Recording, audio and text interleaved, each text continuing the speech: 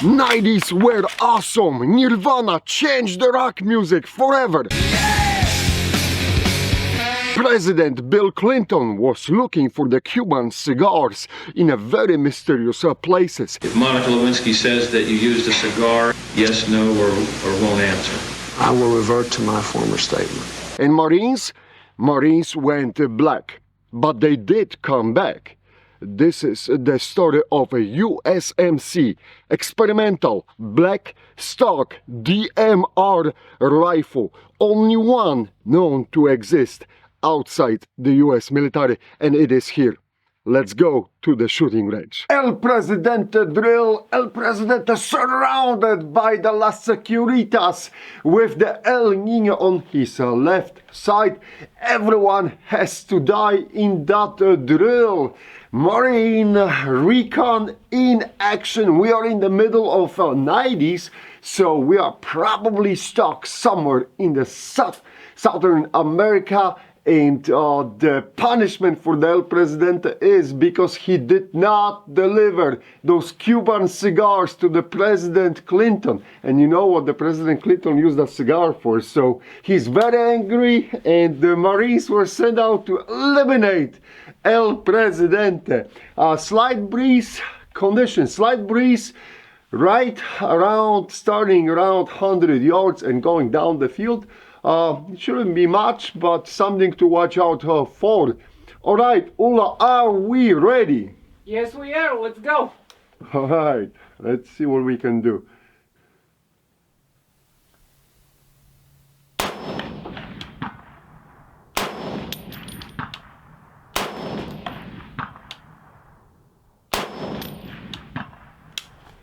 Just like that, El Presidente and his whole entourage was eliminated. Ulla, we will go to the 365 yards, okay?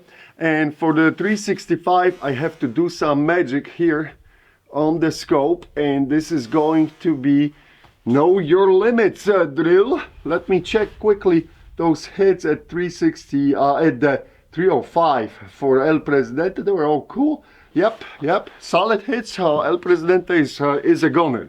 Ulla, let me know when you're ready with Know Your Limits. Let's go. Oh, she is ready. That was fast. All right, let me get set up. Nice hit here. Will be welcome.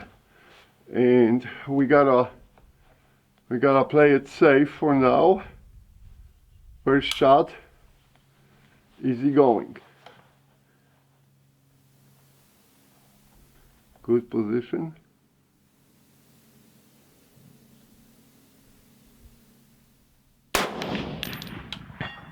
Okay, a little bit on the left side. I'll try to adjust for that.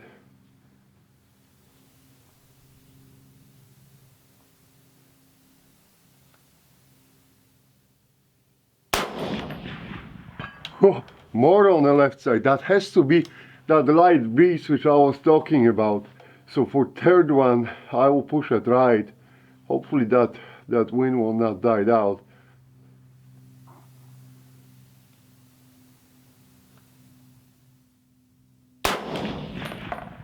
All right, that's a 7 o'clock hit.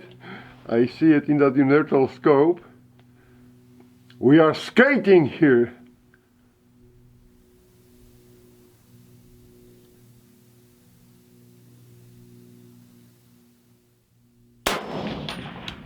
All right, that's a 6 o'clock, I think. Let's see if we can whack that little gong at the end.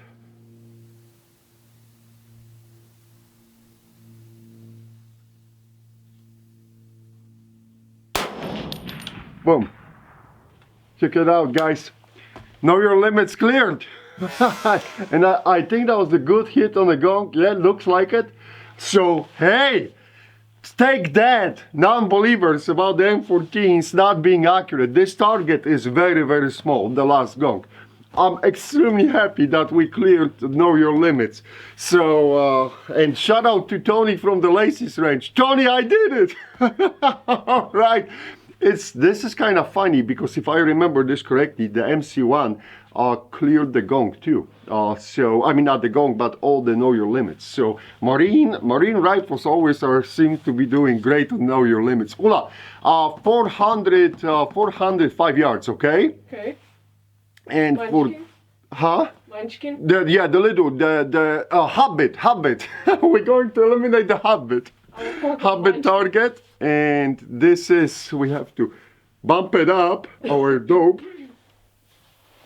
here, and I gotta watch out for that wind. As I said, there is on the gongs, I was holding basically a right point 2, right point 3 at that distance, so that was interesting. All right, Ula, how are you doing on that 405? Waiting for you. Oh, okay, she's ready. Holy cow. Let me position myself correctly. Safety out.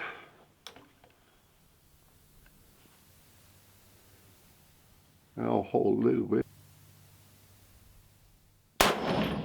Boom. And a little bit hit on the, we are almost in center. Beautiful hit. I'm not going to complain. It's a little bit on the right side, but I'd better be safe than sorry with that wind. So, Ola, we will go for the commander's bunker. Very, very small prone target at the almost 450 yards. And for this, I have to be, my dope card is saying basically 4 + 1.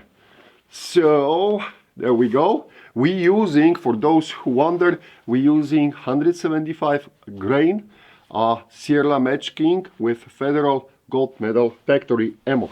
So it's not M118 LR, so we are slightly off on the calibrations for this. Okay, Ula, let me know when you're ready. Let's go. Oh, she's ready. So, yep.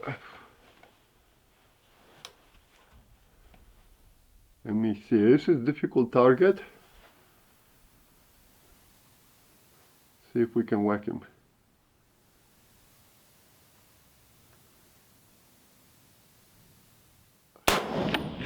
Boom, right in the neck. No mercy from this black DMR experimental rifle. So far, so good. I bet you I jinxed it right now. Ula, 505 yards, and we will go for the basically midget, which is going to be our habit, another habit. But I gotta pimp up the dope, and there we go. Going to dial that lower bottom dial higher. Let me know when you're ready. Let's go. All right, she's ready.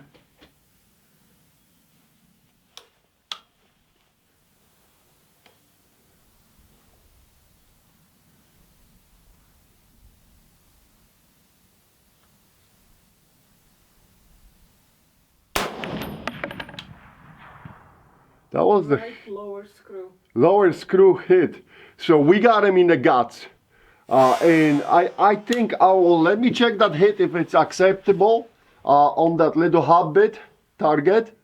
And let me dial in. Yep, it's in the lower screw in the middle. And you know what? I'll take that. That's a hit in the guts. We shut off his dick. So the legend continues.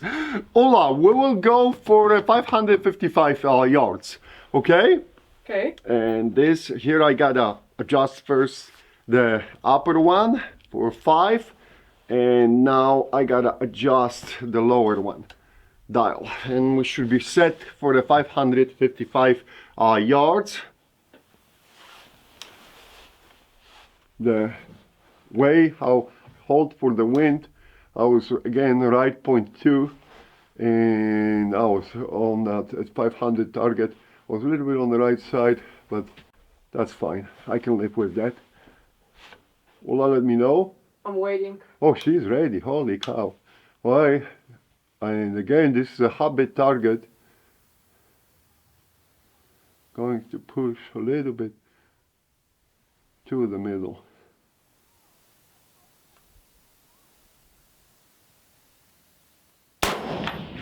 Boom. Look at that. That in the center. Yeah, you did the munchkin, like from Dunkin' Donuts. The munchkin got killed, right? Well, who is this guy? All right. 610 yards. We'll go for the little target again, okay? Okay. So we will eliminate the, hopefully another habit. For the 600, I gotta dial 6 on the scale and adjust the lower scale. So 600 yards. And holy cow, there is a lot of targets in the background. I don't know how camera will do it. Let's go. Yeah, this is, I added that skinny target at 710 yards. Yeah, you should move them. Alright, hopefully camera will capture this.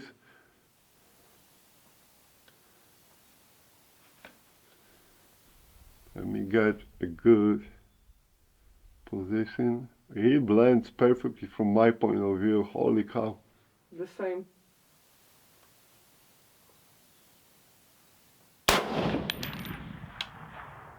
I got him on the right bottom corner, I think.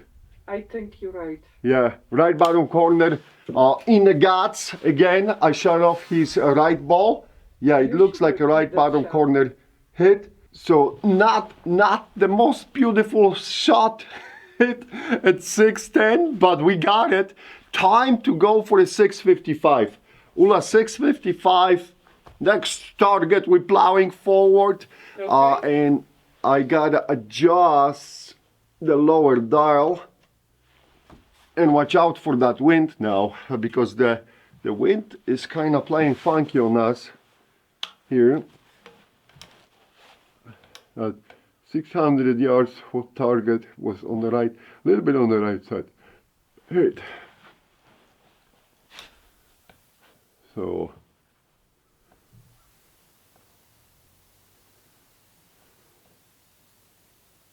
okay. Yep, let's go.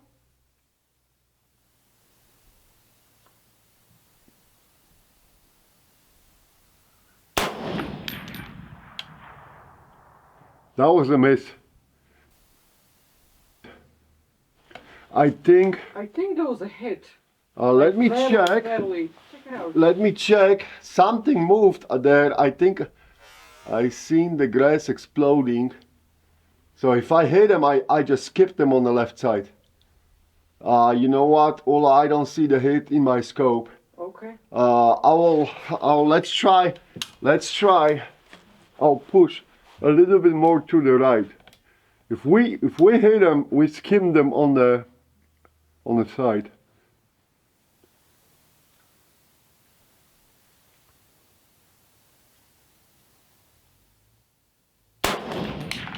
There we go. Much better.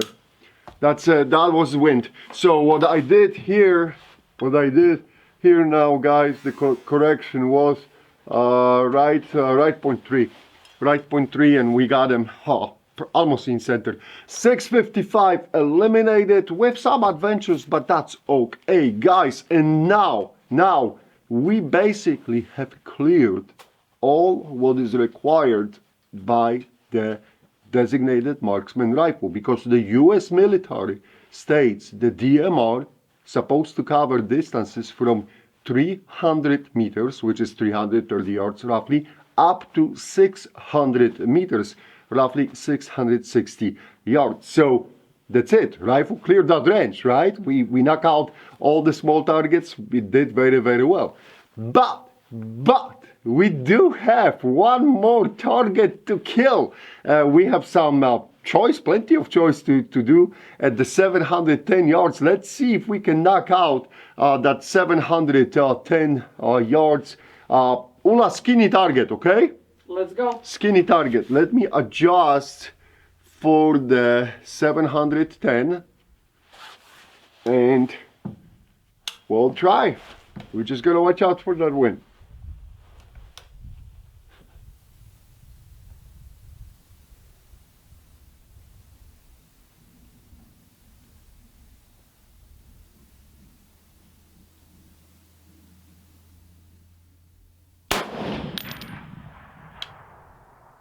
and that's a hit.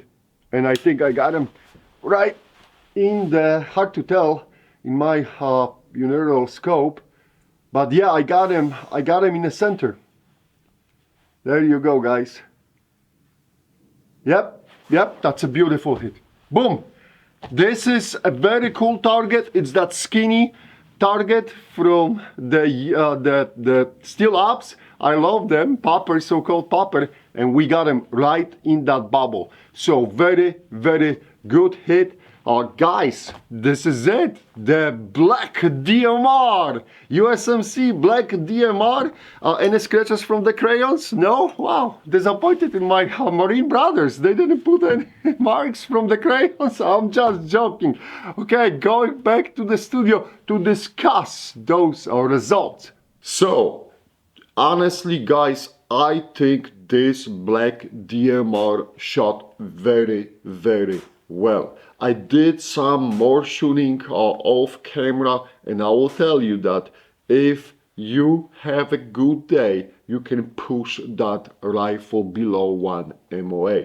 Would I call it the sub MOA rifle? No, I would not. But it is right there around that between 1 and 1/2 MOA, and I think that was the whole idea behind it, to have that accuracy built into the Black DMR rifle. Speaking about the black stock DMR rifle, I am not aware about existence of any official designator from the Marine Corps for this rifle. So this is not like a MK 13.5.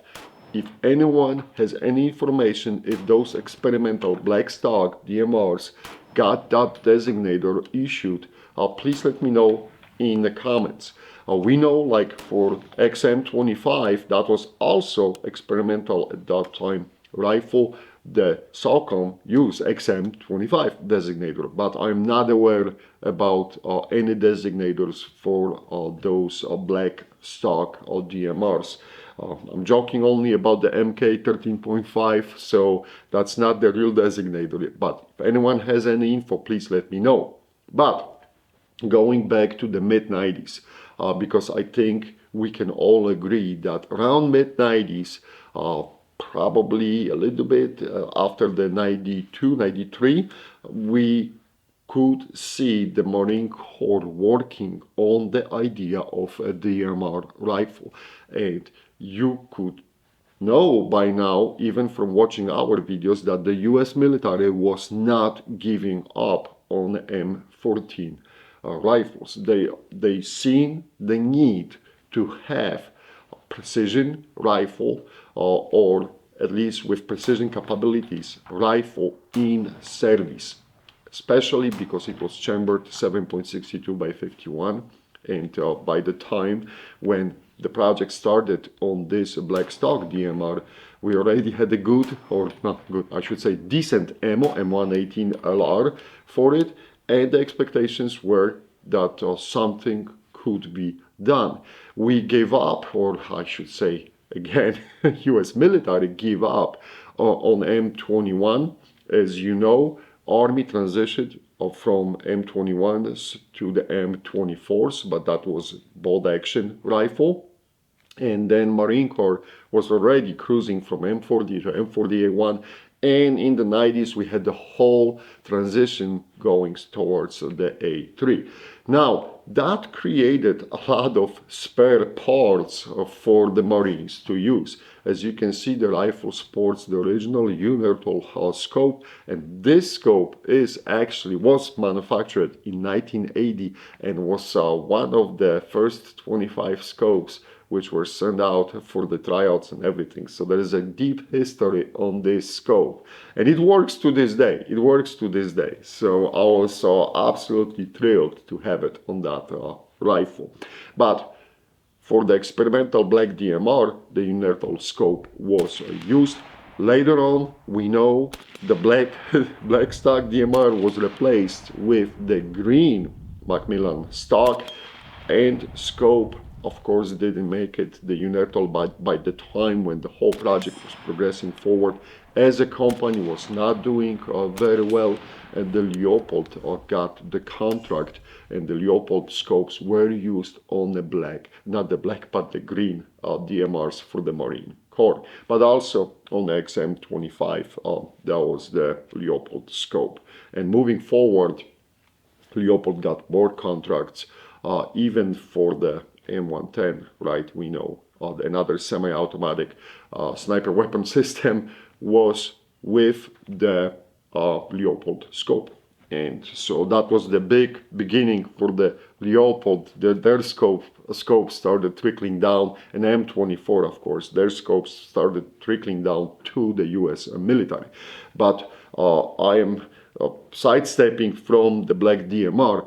As you can see, going back to the rifle features the GG&G mount.